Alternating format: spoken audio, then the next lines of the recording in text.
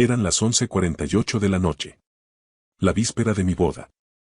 Y la mejor amiga de mi futura esposa estaba al teléfono diciéndome que la mujer que amaba no era quien yo creía. No dormí esa noche. Estuve a punto de tomar la peor decisión de mi vida. Y la verdad, cuando finalmente salió a la luz, no fue limpia. No fue sencilla. No fue de esas que te permiten irte sin cargar con nada. Se llamaba Elena. Me destrozó en una fiesta a la que ni siquiera debía haber asistido. Estaba sola junto a una estantería, en la esquina de una sala abarrotada, leyendo la contraportada de una novela y haciendo una mueca como si el autor la hubiera ofendido personalmente. ¿Tan mala?, pregunté. Me miró de reojo. Tiene un final deshonesto. El autor sabía perfectamente cuál era la conclusión correcta y aún así eligió la más cómoda. Profesora de literatura en secundaria. Siempre tenía restos de acuarela bajo las uñas. Se reía demasiado pronto de sus propios chistes y no sentía la menor vergüenza por ello. Lloraba viendo documentales de animales y, acto seguido, te miraba con una expresión que decía, de esto no se habla. Seguimos adelante.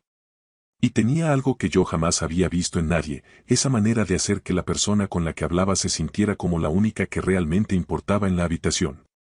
No era algo ensayado. Ni estratégico.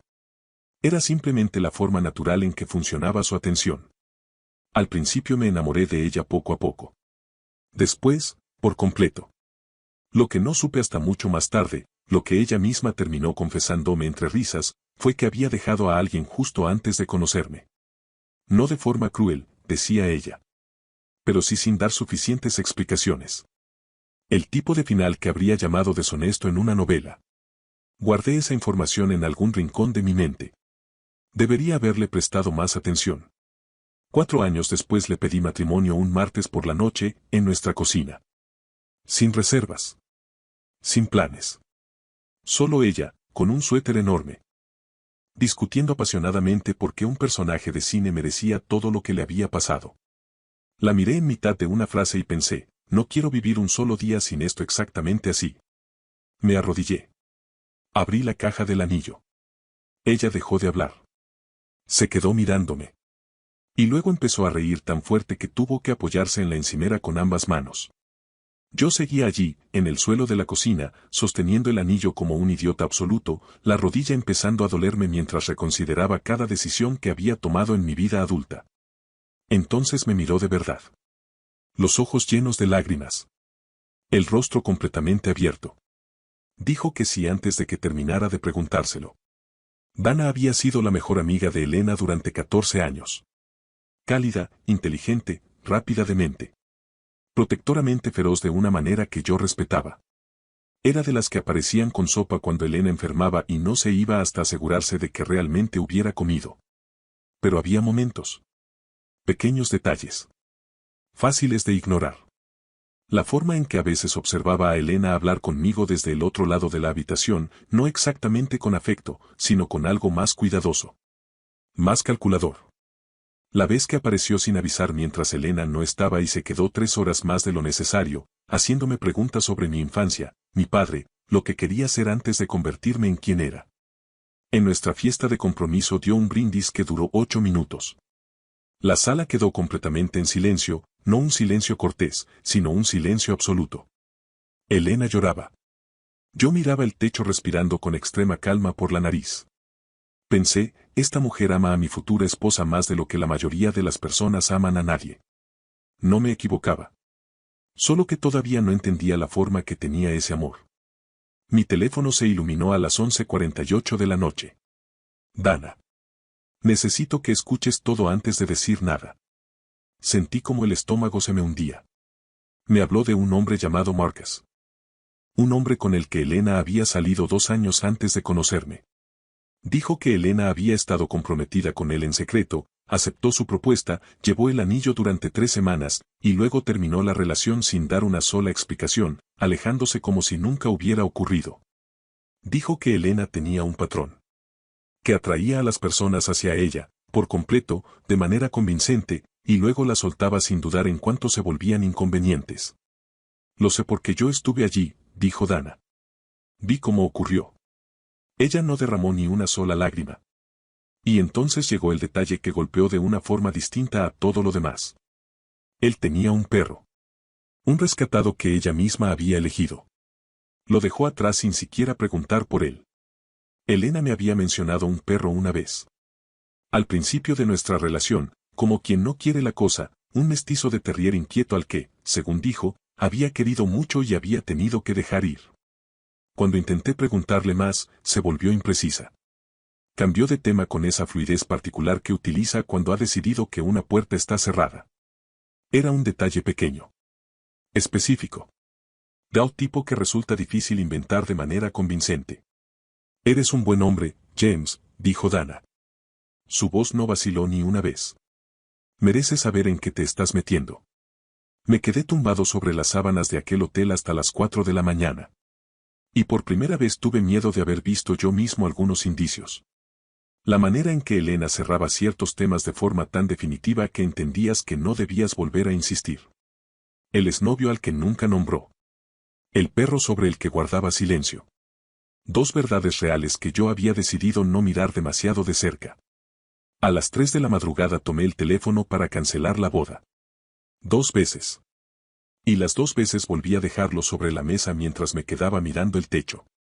Aún así, me vestí. Aún así, conduje hasta aquella granja. Porque 4 años de conocer verdaderamente a alguien tenían que pesar más que una llamada telefónica en mitad de la noche. Ella estaba al final del pasillo, con un vestido del color de la luz invernal. Y en cuanto aparecí, sus ojos encontraron los míos de inmediato. Como si hubieran estado esperándome allí todo el tiempo. Sonrió. La sonrisa auténtica. Esa lenta que empieza apenas insinuándose y termina adueñándose de todo su rostro. Pero estaba buscando algo en mi cara. No era una alegría sencilla. Era algo más cercano al alivio. Como si hubiera pasado toda la mañana temiendo de verdad que yo no apareciera. Como si, hasta ese preciso instante, no hubiera sabido con certeza cuál sería el desenlace. Me dije a mí mismo, son solo nervios. Y caminé hacia ella. Nos casamos. 2 años después, un desconocido llamó a la puerta de mi casa un miércoles por la noche. Se llamaba Caleb. 30 y tantos años. Tenía esa incomodidad particular de alguien que ha cargado algo pesado durante demasiado tiempo y por fin ha decidido dejarlo caer. Se presentó como el exnovio de Dana. Dijo que había encontrado algo que pensaba que yo necesitaba ver. Se sentó en la mesa de mi cocina y deslizó su teléfono hacia mí. Capturas de pantalla de un diario privado que Dana había llevado durante años, sincronizado accidentalmente con una cuenta compartida en la nube, donde había permanecido oculto todo ese tiempo. Empecé a leer. Antes de llegar a la tercera entrada, mis manos ya se habían quedado inmóviles. Cada palabra hablaba de mí. No de Elena. De mí. 3 años de entradas privadas. Implacables. Precisas. Escribía sobre la vez que arreglé una tubería con fuga en su apartamento y ella se quedó observando mis manos. Escribía sobre un abrazo casual de despedida, uno que yo ni siquiera recordaba, analizado durante 2 páginas enteras. Momentos ordinarios en cenas con amigos, pequeños comentarios que yo había hecho. Filtrados a través de la mente de alguien que construía una historia completamente privada paralela a la real. A medida que se acercaba nuestro compromiso, las entradas cambiaron. Elena no lo merece. Elena va a destruirlo. Alguien tiene que detener esto. Y luego, 2 semanas antes de nuestra boda. Sé lo que tengo que hacer. Sé qué historia contar. Si él la deja, quizá encuentre el camino hacia mí. Y si no, al menos lo habré intentado. Marcus, el hombre inventado. El compromiso secreto. El supuesto patrón de destruir hombres. Todo había sido construido. Pero había algo a lo que no dejaba de volver una y otra vez. Dana no había inventado toda la historia de la nada. Había encontrado un hilo real. El exnovio sin nombre. El perro. La puerta que Elena había cerrado sin dar suficientes explicaciones. Tomó algo verdadero y lo empujó hacia una dirección que le convenía. Envolvió una herida auténtica dentro de una narrativa fabricada y me la entregó en el momento más vulnerable posible. Por eso había funcionado tan bien. Yo seguía sentado a aquella mesa cuando Elena llegó a casa. Le puse el teléfono delante sin decir una sola palabra. Leyó todo. Despacio. completo. Cuando terminó, la cocina quedó en absoluto silencio. Estaba comprobando si habías cancelado la boda, dijo Elena.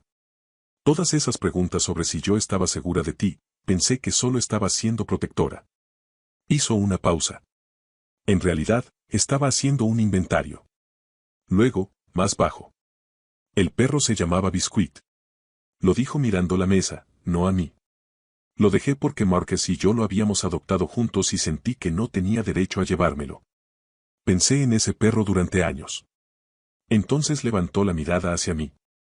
Debería haberte contado toda esa historia. Mantuve esa puerta cerrada porque abrirla significaba explicar cosas de mí misma de las que no me sentía orgullosa. La manera en que terminé aquella relación. Lo pocas explicaciones que le di. Hizo otra pausa. Esa parte de lo que dijo Dana, la parte sobre mí marchándome sin suficientes palabras, no era mentira. Solo apuntó en la dirección equivocada. A la mañana siguiente, Elena llamó a Dana. Yo estaba sentado a su lado. No gritó. Habló con esa voz baja y precisa que utiliza cuando algo le está costando mucho más de lo que jamás permitiría mostrar. Le dijo a Dana que lo sabía todo. Que Caleb había ido a verme. Que había leído cada palabra. El silencio al otro lado de la línea duró tanto que pensé que la llamada se había cortado. Entonces Dana dijo. Lo siento. 2 palabras vacías. Años demasiado tarde. Ya lo sé, respondió Elena. Y colgó. Después se volvió hacia mí. Los ojos brillantes. La mandíbula tensa. Estabas asustado aquella mañana y aún así viniste, dijo. Eso es lo único en lo que no dejo de pensar. Extendió la mano y tomó las mías. Valía la pena sentir miedo por ti, le dije. Mi padre solía decir, aprende a distinguir entre una advertencia y un arma. Hay personas que te entregan información igual que te entregarían un cuchillo. No para protegerte, sino para ver qué haces con él. Dana me entregó un cuchillo la noche antes de mi boda. La herida que pretendía abrir no era real. Pero había encontrado un hilo verdadero en el pasado de Elena, algo con peso auténtico, y lo arrastró hacia una puerta que quería abrir para sí misma. Eso es lo que se quedó conmigo. No la traición, sino la precisión. La paciencia. La forma en que había pasado años observando lo suficiente como para construir algo que estuvo a punto de funcionar. Elena no es perfecta. Mantiene algunas habitaciones cerradas más tiempo del que debería. Hemos hablado de ello con más honestidad en los años posteriores de la que tuvimos antes. Algunas de las cosas que la llamada de Dana rompió entre nosotros necesitaban romperse, simplemente no de esa manera, ni por esas razones. Pero ella nunca, ni una sola vez, me ha dado motivos para dudar de que me eligió conscientemente. La mujer que dijo que sí antes de que terminara de preguntárselo, sigue estando en aquella cocina. Sigue riéndose demasiado pronto de sus propios chistes. Sigue fingiendo que no estaba llorando durante el documental. Y sigue siendo la única persona en la habitación cuya atención quiero tener.